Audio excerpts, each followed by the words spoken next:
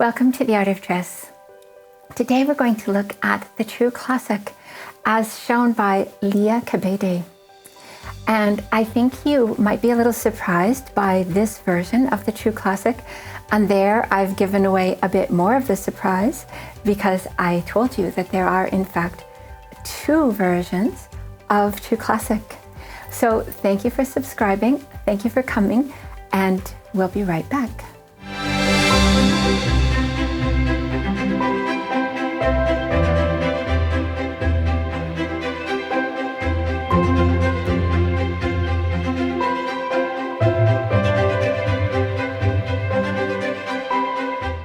So when I started looking at style, I really saved True Classic to the end because True Classic is kind of a summary of all the other styles.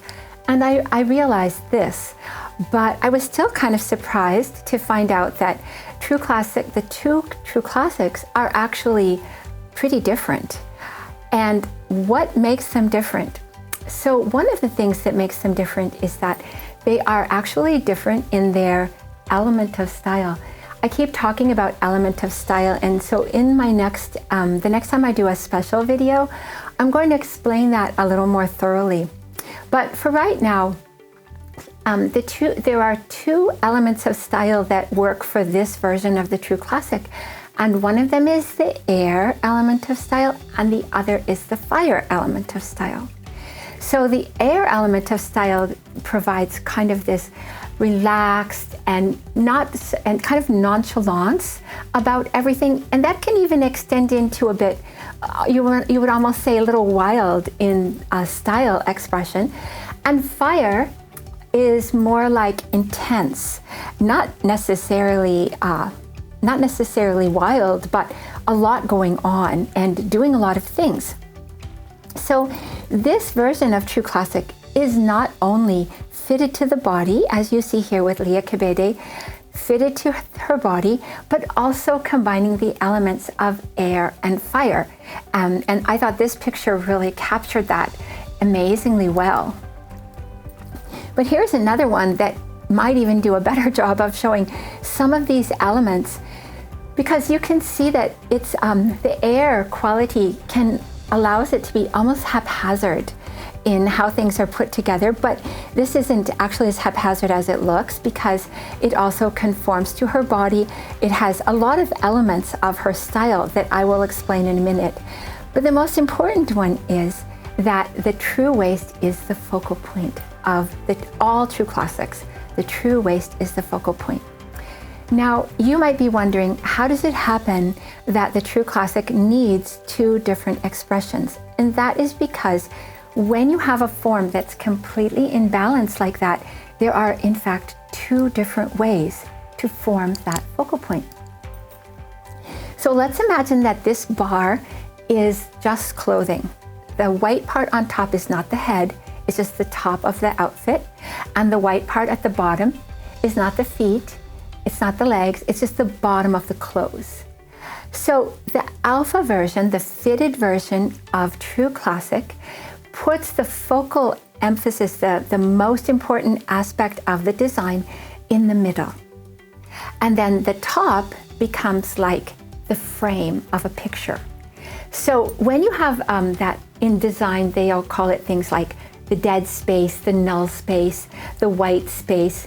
It's the frame, it's like a framing of a picture, but the middle is what's important for this version of True Classic. The middle is where all the action is, you could say. And there's a balance going on. So you really want that action to be equally distributed on either side of the waist. Not necessarily with distance. I'm not talking that the bodice have to be the same distance as the skirt, but I'm saying in terms of design emphasis. You want there to be things going on top and bottom with the emphasis at the true waist and the whole thing framed by kind of null space. So we're going to call it null space or framing. So here you see an example of what I am talking about. you notice, first of all, there's a framing taking place with the blue at the top and matching blue at the bottom. That's the ideal.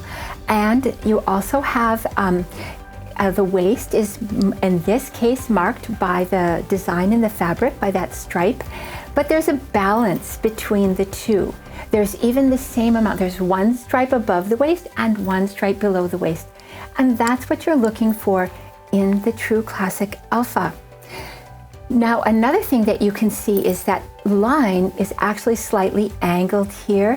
And there's lots of variation because the neckline for the True Classic Alpha is a halter. So this halter is quite tightly defined.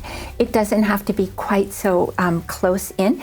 Really, it's a cut-in sleeve that forms the halter line. But the main thing to see here is the white in the top of the straps. And that white is forming your horizontal line. And you see how high up on the body it is in this case. And that's fine. There's lots of room for a variation here. And you can see here, it's not even defined in quite the same way. This is a very, almost a wild example, very free and full of different expression. And here it's the color change is helping to form the differentiation between the bodice, the start of the bodice, and what goes above at the shoulder. But a more conventional approach to it is this picture here, where the little ruffle is forming the horizontal line right at the start of the bodice, and then the slightly cut in of the neckline above it. And you say neckline, halter neckline, it's almost like a shoulder line. It's a cut-in shoulder line. Now, this is a fabric style, and I keep saying with every style, they come in groupings, and the reason they come in, I use those terms. I know it's confusing, but there's only so much that I can explain all at once, and just showing you is maybe I think the best way. Although I will go back and explain everything in specialized videos. But for right now, you'll just have to believe me that the emphasis on space for the fabric styles is forward and behind. And there's so what happens on the back of an outfit is important to a fabric style. And so that is why this framing takes place on the back of the outfit as well. In a perfect world, you would always find the framing taking place. And a second thing that I wanted to point out even more clearly here is if you look at the fabric that's used in that framing, it's very kind of a sheer fabric, it's lightweight. So that same fabric used front and back is also used down her sleeves, because in a perfect world, the True Classic Alpha would match her sleeve to the top of her bodice, or the part at her shoulder that forms the frame, as you also see here. And you can see that this is even showing this cut-in effect, and then the fabric is continuing down her sleeve. And that is the part of the True Classic Alpha.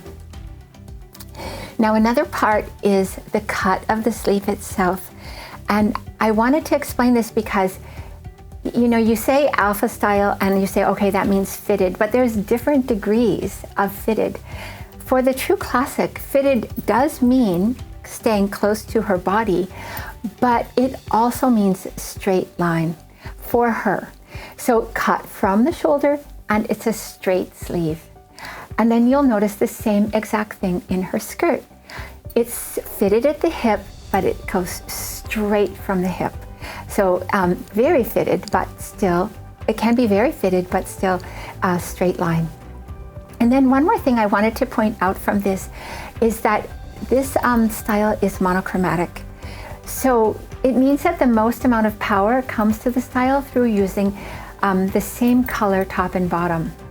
And in this case, the most important place for those two colors to match is going to be above the waist in the area that's not the framing, and below the waist in the area that's not the framing. And you'll see that in a couple of examples. But I just wanted to point out the pant line as well is straight from the hip, and still fitted. It's a narrow pant, but straight from the hip. But hopefully with a really soft fabric like you see here, and even texture would be nice, but the framing is also really important. And there you see that stripe is used as kind of a framing effect. It's stopping the action, so to speak, before it gets to the bottom of her leg. So that's what really for the True Classic is the same as here, this stopping of the action of the dress and then finishing off with a kind of framing effect. It doesn't have to change color, as you see. It's just that straight line of demarcation. Now, this is a style that doesn't really use prints, this version of it anyway. It's not in the archetype to use prints, but if you do use a print, a couple of things are important.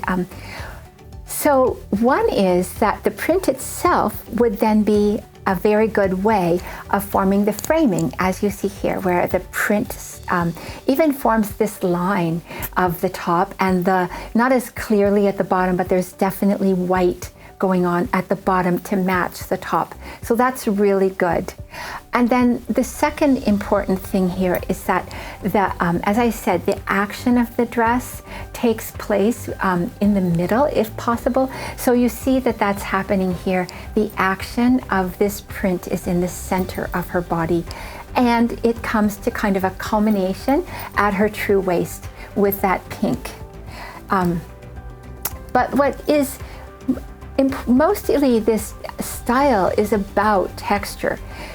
If you think of it, this is a fabric style, and what fabric qualities are we working with? Softness and texture. So the texture is really, really a critical aspect of the True Classic Alpha, and it's and then, as you see, it can be used in quite unconventional ways. How this is kind of dropping from her body, that works very well for the True Classic Alpha. But in a more like traditional or conservative approach, here she's still she's getting texture through the tiny variegation in surface of this little vertical stripe, and she's adding to it with the beading and the embroidery of her top. But then she has the white going on at the top of her bodice, and that's matched by the white going on underneath the bodice in the white part of her skirt. So it's using exactly the same principles, but in a much more traditional way. In this case, again, the print is being used to simulate texture, but it is accentuated by the fur of her sleeve, and that's continuing up at the top of her body, so different. And then the texture itself is being supplemented by the applique of those little flowers forming the focal point at her true waist. And then she has a differentiation of print going on, forming a band at the bottom of her dress in this really alpha or fitted version of the True Classic. It's such a cute outfit for her. She by herself has amazing personal style, I must say. So here is another example. So in this case, the framing is taking place with this very lightweight netting that's used without any ornamentation at the ruffle at the neck and also at the ruffle at the hem. And then it's also the same fabric is used down the sleeve. And although there is a set-in sleeve line, there is also some kind of tucking going on, either under the collar, it looks like, that is creating more of a halter line, or bringing the energy into the center of her body. And then the print itself is so cute with these butterflies, and this is kind of the fantastical idea of print that is really, it's not really print in this case, it's like texture, but it's almost a print, but it's used as the way of achieving higher texture in this really cute dressy dress. And here's I have another example for you of creativity. So in this case, what's going on here is she has a silk top, a silk blouse, and kind of a velvet bottom. It might be a skirt. And then, so what she's doing here in order to create that sort of distinction, the framing effect, is she's using a stole across the top of her body, but in the same color. As I said, monochromatic. And so it's just creating that horizontal line for her. And then she has like an overskirt on the bottom that's stopping the action, as I called it. So framing her outfit while using only one color and a variation in texture for extra interest. So cute. And you can see how great she looks in a one color outfit. It's just amazing. Now in this last example, this was really a showstopper of a dress that Liya Kebede wore at Cannes. I'm so impressed and amazed with this choice, and also with this amazing design by Franza Schuler. So here you have a halter neckline, and what's happening is, in order to create this framing effect in a very subtle way, you have the duplication, the layering of the texture going right across the middle, and the horizontal line in the drop off to the shoulder.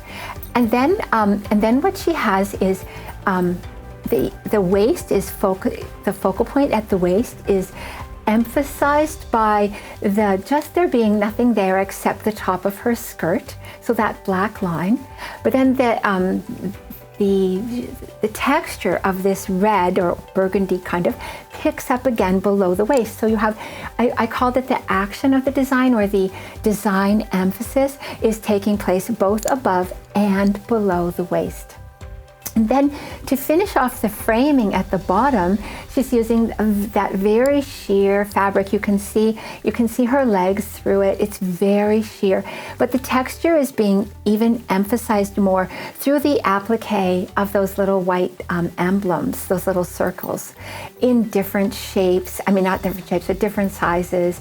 And it's very, very effective for her. Just a stunning example of the true classic alpha at a very dressy event such as Cannes. So thank you so much for sharing this with me, and I should say always thank you for subscribing, and I hope you'll come back again for the next one when we will see the other version of the true classic. And in the meantime, take care.